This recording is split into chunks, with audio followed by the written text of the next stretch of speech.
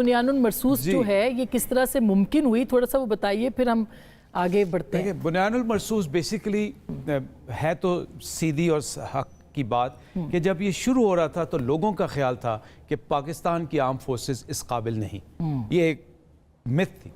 लेकिन ये मैं आपको यकीन दिलाना चाहता हूँ और इन बच्चों को और आपके थ्रू नाजरीन को भी कि पाकिस्तान की आर्म फोर्सेस या पाकिस्तान एयरफोर्स कभी भी अपने फोकस से नहीं हटी थी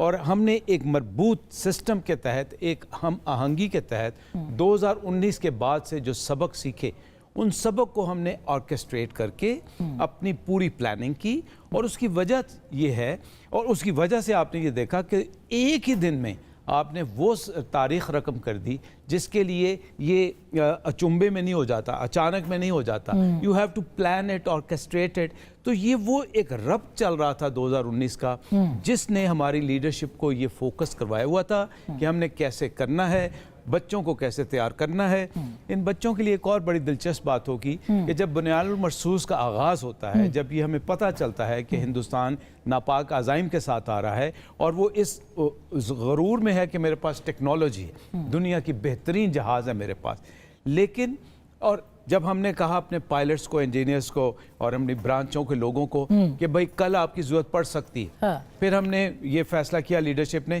कि इनको पैचेस में लेके जाएं बजाय सारे बैठे रहें। आप यकीन करो बच्चों कि वो जितने लोग जिनको बुलाया गया था उन्होंने घर जाने से इनकार कर दिया। वाह, उन सब ने कहा,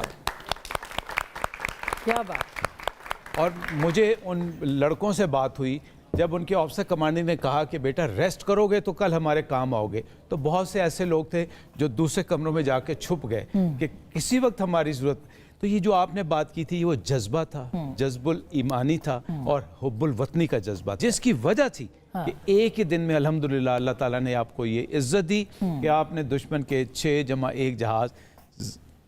जमीन, मतलब सातवें को हम नहीं, वो नहीं मानते, सातवां हम कहते हैं यूएवी